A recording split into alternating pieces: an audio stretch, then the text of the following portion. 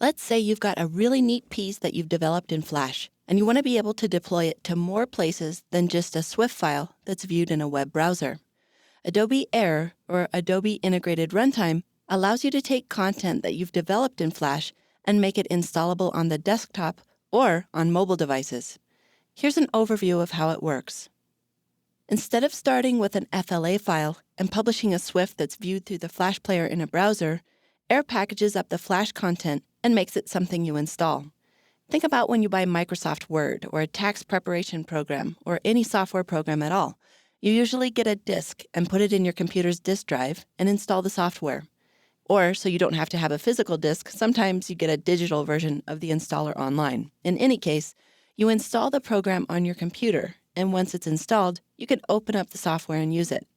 That's what Adobe AIR allows you to do. You author something in Flash, the authoring program, but when you publish an AIR project. Instead of being a SWIFT that's viewed through the Flash player in a browser, the AIR project is published as a .air file and contains your Flash content that can be installed on your computer like any other program. The great thing is, it's cross-platform as well. It works just fine whether you're publishing to Windows, Mac, Android, or iDevice.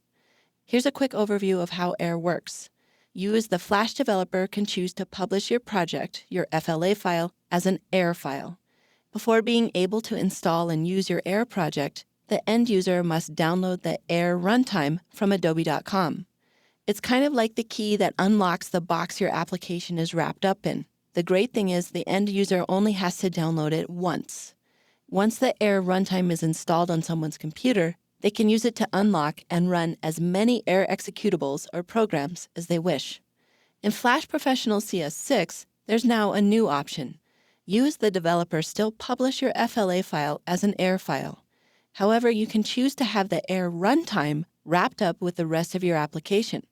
This eliminates the need for the end user to have the AIR runtime downloaded separately first.